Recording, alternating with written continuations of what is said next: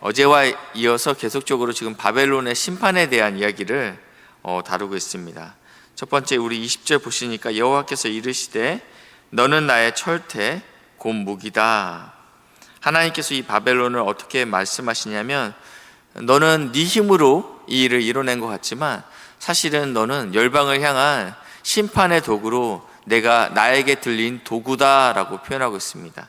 그 뒤에 이 바벨론이 어마어마하게 말과 기병, 병거와 병거대, 남자와 여자, 노년과 유년, 청년과 처녀, 이 모든 것들을 분쇄하도록 했던 그 능력이 네 안에 있지 아니하고 내 손에 붙들렸기 때문에 이것이 가능했음에 대해서 말씀하시고 24절입니다. 너희는 눈앞에서 그들이 시온에서 모든 악을 행한 대로 내가 이제는 바벨론에게 갚겠다. 너희가 특별히 나의 백성 이 시온 예루살렘에게 행했던 그 악에 대해서 내가 반드시 갚겠다라고 말씀하십니다. 그러면서 나는 내 원수다라고 표현하고 있습니다. 이사야 10장 말씀인데요. 이사야 10장 5절 6절 말씀입니다.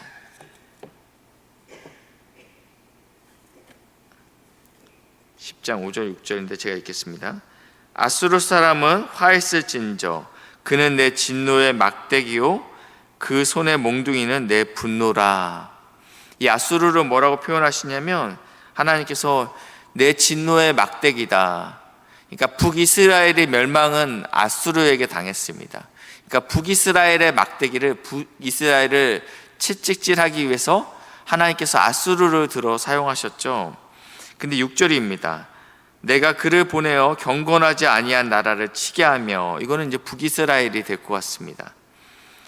내가 그에게 명령하여 나를 노하여 한 백성을 쳐서, 왜냐하면 하나님의 자녀이기 때문에 가만둘 수 없었기 때문에 반드시 채찍을 들어야 됐습니다.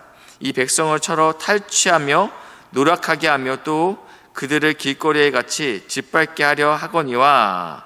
그래서 이들이 하나님의 뜻대로 북이스라엘 쳤지만 그들의 마음은 아수르의 마음은, 치는 이 아수르의 마음은 내가 하고 있다는 생각이 드는 거예요. 그리고 힘에 지나도록 너무 과하게 그리고 쳤다라는 것에 대해서 하나님께서 이 아수르를 심판하십니다.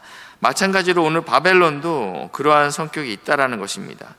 하나님의 도구로 쓰임 받았지만 도가 지나쳤다라는 것입니다. 그렇기 때문에 하나님께서 나는 내 원수다라고 이야기했다라는 것입니다. 그리고 29절 보시니까 하나님께서 원수가 되니까 이 이 바벨론이 어제 말씀드렸듯이 그 한 변의 길이가 23km, 높이가 상상할 수 없을 만큼 높은 그 성벽을 자랑하는 이 아수르가 그냥 한순간에 멸망하지 않았습니까? 29절인데요. 이때 이제 메대와 페르시아가 이 바벨론의 수도를 빼놓고 거의 다 점령하는 상황이었습니다. 29절 중반절에 여호와께서 바벨론을 쳐서 그 땅을 황폐하게 하며 주민을 없게 할 계획이 섰음이라. 바벨론의 용사는 싸움을 그치고 그들의 요새에 머무르나. 무슨 말씀이냐면 더 이상 전쟁에 나가서 싸우고 싶은 마음이 없고 성 안에 머물면서 방어만 하겠다라는 것입니다. 굉장히 열세이기 때문에 내가 성 안에만 있으면 나는 안전해, 이런 생각이 있었다고 말씀드렸는데, 그렇기 때문에 이제 성 안에서만 머무는 것이죠.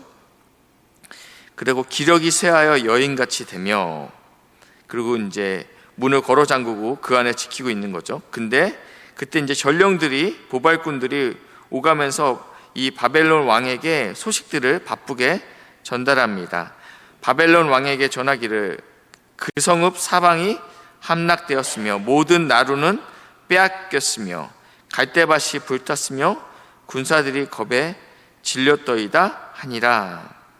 이게 당시에 이제 바벨론 멸망의 그 마지막 모습들입니다. 저희가 이해가 되지 않는 상황들이 늘 발생합니다.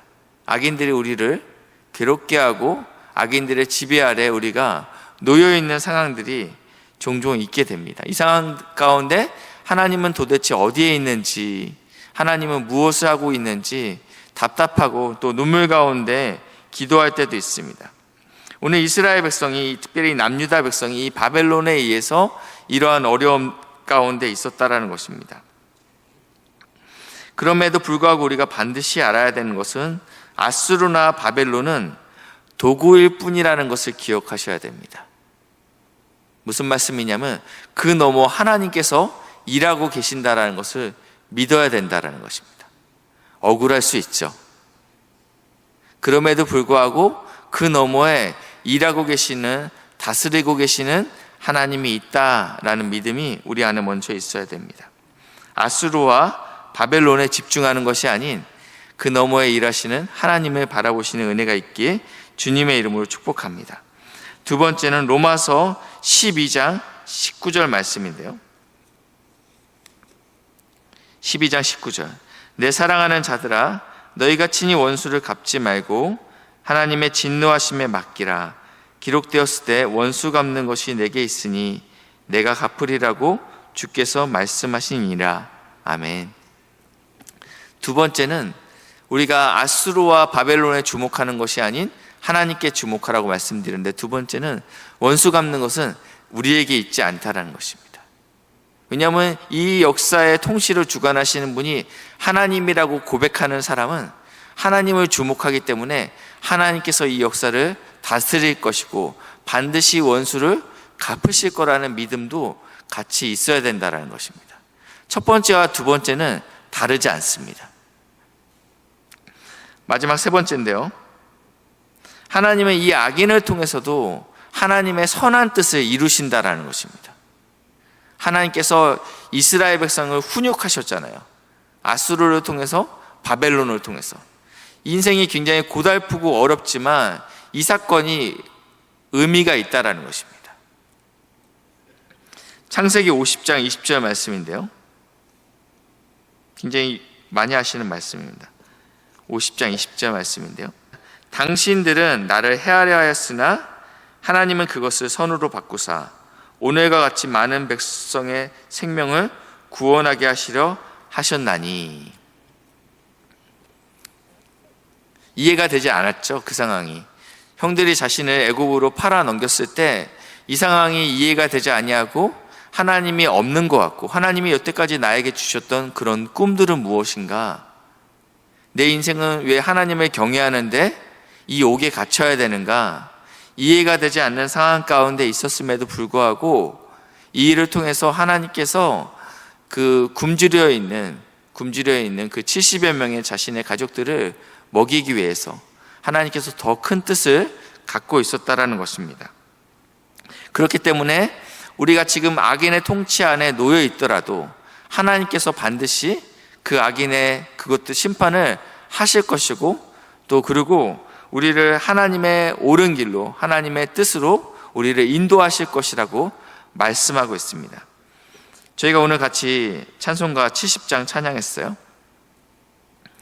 피난처 있으니 환난을 당한 자 이리 오라.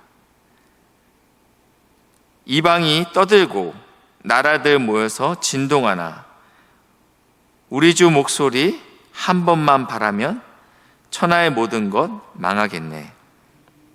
만유의 주 하나님 우리를 도우시니 피난처요. 세상의 난리를 그치게 하시니 세상의 창검이 쓸데없네. 높으신 하나님 우리를 구하니 할렐루야. 괴로움이 심하고 환난이 극하나 피난처 되시는 주 하나님. 우리가 오늘 불렀던 이 찬양의 고백처럼 하나님께서 역사의 주관자시고 다스리시고 반드시 이해가 되지 않는 이 상황 가운데도 하나님의 선한 길로 우리를 인도하실 수 있는 능력의 주, 아수르와 바벨론이 아닌 능력의 주를 주목하시는 이 새벽 시간이 되시길 주님의 이름으로 축복합니다. 기도하시겠습니다. 왕이신 하나님 감사합니다. 주님께서 사랑하는 자녀들을 다스리시고 또 열방을 통치하신다라고 말씀하시니 감사합니다. 이해가 되지 아니하고 어려운 가운데 있지만 반드시 하나님께서 일하실 것들을 믿고 감사합니다. 선하게 우리를 구원하실 것을 믿고 감사합니다. 우리가 높으신 하나님을 바라보는 복된 이 새벽 시간이 될 수 있도록 인도하시고 역사해 주시옵소서. 감사드리며 예수님의 이름으로 기도했습니다. 아멘.